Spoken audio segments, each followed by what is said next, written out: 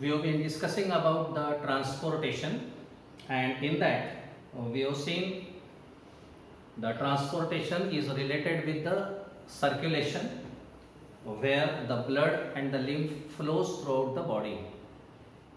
It flows through the blood vessels which are called the arteries, veins and capillaries. We have seen the transportation or circulation is associated with three components. One is a heart, which is working as a pump, blood which flows, and the blood vessels, arteries, veins and capillaries. In the last video we have seen the structure of the heart. Human heart is four chambered with two atria and two ventricles. Now we know that the function of the blood is to supply oxygen. Oxygen is needed for release of energy, and that oxygen is supplied with the help of the hemoglobin which is present in RBCs. And these RBCs, this blood is to be pumped with a pressure, and for that we are having the pumping organ that is called the heart. Contraction of the heart is systole and relaxation of the heart is diastole. So continuous systole and diastole, these are continued. Contraction and relaxation of the heart is continued to pump the blood to the different parts of the body, that cells, the tissues and organs. Now we know that the cells, after performing the respiration, they release carbon dioxide, and this carbon dioxide gets mixed into the blood. So the blood becomes deoxygenated, impure, and that carbon dioxide is to be released out. So we know during breathing we inhale the air, we exhale the air. Inhalation, intake of oxygen; exhalation, release of CO. And in heart, the oxygenated blood and deoxygenated blood is not mixed. There are different kinds of animals on the earth. There are cold-blooded animals, there are warm-blooded animals. Cold-blooded animals means those animals which can change their body temperature with surrounding. If they go in a cold climate, their body temperature will change as per the outer conditions. If they go in a warm climate, their body temperature will change as per the outer environment. This is called cold-blooded, like fishes, amphibia.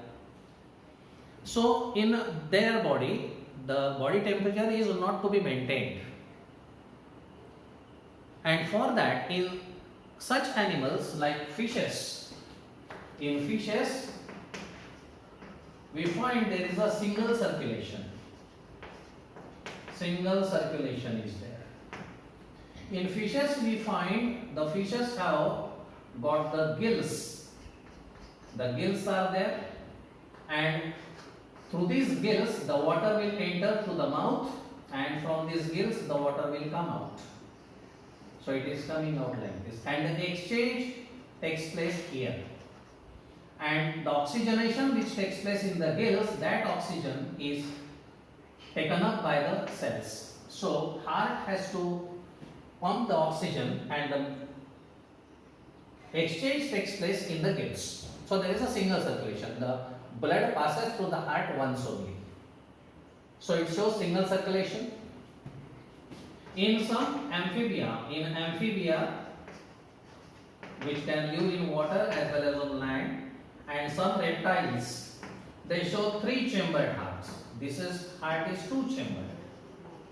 In fishes, the heart is two-chambered, where single circulation is there. And in amphibia, there is a three-chambered heart. And this three-chambered heart, it allows little mixing of blood, little mixing of oxygenated and deoxygenated blood. Some mixing is allowed because again they can change the body temperature along with the outer environment. But when we go to the higher classes, that is birds and mammals, in birds and mammals we find there are four-chambered heart. It was first discovered in birds and then in mammals. So mammals and the birds, they show four-chambered heart. And four-chambered heart, they show double circulation. Because in birds and mammals, they have to maintain the body temperature. They are warm-blooded. That means the body temperature remains constant. If you go in a icy environment or cold environment, still your body temperature will be constant. If you go in a hot environment outer, your body temperature will be constant. And those animals which maintain their body temperature constant, they are called warm-blooded. And for that, they have the four-chambered heart and there is a double circulation. What is double circulation? Double circulation means the oxygenated blood and deoxygenated blood never get mixed. That is separate. We have seen the structure of the heart. The heart has four chambers, two atria. This is left atrium, this is right atrium, this is left ventricle, this is right ventricle. And I told you that left side is related with oxygenated blood and right side is related with deoxygenated blood. Oxygenated and deoxygenated blood never get mixed.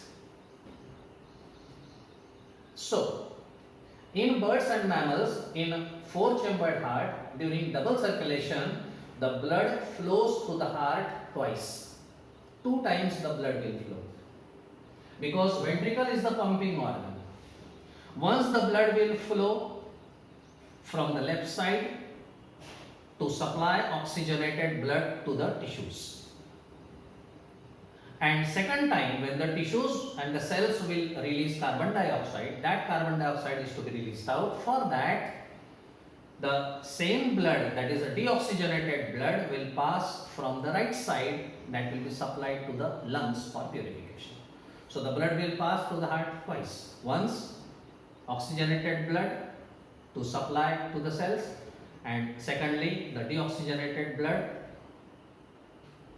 supply to lungs for purification.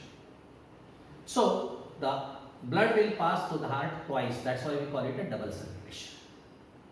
And the purpose of double circulation is the rapid flow of blood, because the body temperature is to be maintained. Continuous activities are performed by these animals, and during these activities the energy will be released, and some amount of energy, as we know, during respiration it is used for maintaining the body temperature. So there is a double circulation. How the double circulation is continued? Once the blood will pass through the lungs, and that is called the pulmonary circulation. It is called pulmonary circulation. The blood will pass through two circuits. One circuit will be through the lungs and other circuit will be through the tissues or systems. When it is through the system or tissues, it is called the systemic circulation. When the blood passes through the lungs, it is pulmonary circulation. Once the blood will pass through the lungs, pulmonary circulation, and secondly, it is passed through the systems or the tissues or the organs or the cells, that is called the systemic circulation, to the systems. So, in pulmonary circulation, what will happen? In pulmonary circulation, if you see the systemic circulation first, so two circulations are there, two circuits are there, this is systemic circulation or systemic circuit. What is systemic circulation? Systemic circulation means, because the ventricle is the pumping organ, and this ventricle here, which kind of blood is there? Oxygenated blood. This oxygenated blood, which is present in the left ventricle, the flow of the blood from left ventricle through the systemic aorta to the systems or to the body or to the tissues, and from tissues carried by vena cava, inferior and superior, and released into the right atrium. This is called systemic circulation. So right from here to here, this is systemic circulation, because atria are collecting organs or storing organs, storing chambers, and the ventricles are pumping chambers. So the left ventricle, when pumps the oxygenated blood to systemic aorta, then to the tissues and the organs, and from tissues when the blood is passed to the vena cava, and from vena cava it will be collected in the right atrium, that is called the systemic circulation. Now the second circulation. Now this blood which is coming is deoxygenated, because oxygenated blood will be supplied to the tissues will perform respiration, they will release CO2, that CO2 will mix into the blood, and that blood containing CO2, which is impure blood or deoxygenated blood, is coming through the inferior and superior vena cava, and it is stored in right atrium. In right atrium now there is a deoxygenated blood.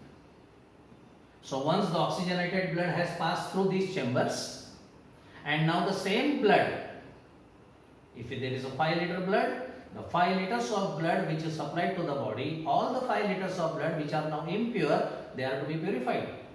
So this impure blood, deoxygenated blood from the right atrium, it will enter into the right ventricle. Now the blood is here through the tricuspid wall, it will enter into the right ventricle. Now here the right ventricle is containing the deoxygenated. Now what will happen? This blood is to be supplied to the lungs for purification. So this chamber will pump the blood.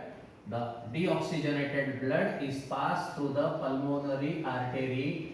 From pulmonary artery it will go into the lungs, and from lungs CO2 will be released out, oxygen will be taken in, and this blood, oxygen containing blood, is passed through the pulmonary vein into the left atrium.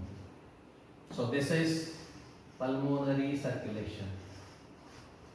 This is pulmonary circulation. The flow of the blood from right ventricle to left atrium through lungs is pulmonary circulation. The flow of the blood from left ventricle to right atrium through the system is a systemic circulation. So once the complete blood has passed from this chamber to the body, and secondly the complete blood has passed from this chamber to the lungs. So the blood flows twice to the heart, and that is called the double circulation, which is seen in birds and mammals. So this is double circulation, which is a characteristic feature of 4-chambered heart. In 2-chambered heart in fishes there is a single circulation.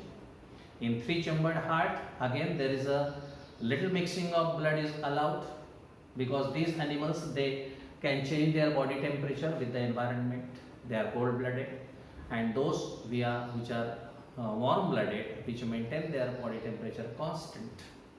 And for that this mechanism is there, that is double circulation, where the flow of the blood will be rapid. So this is about the double circulation we have seen, and rest we shall see in the next video. Thank you.